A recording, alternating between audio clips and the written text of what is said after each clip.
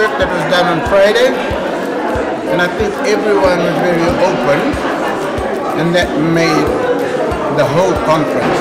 Even though at the end the Canterbury people put on a great performance.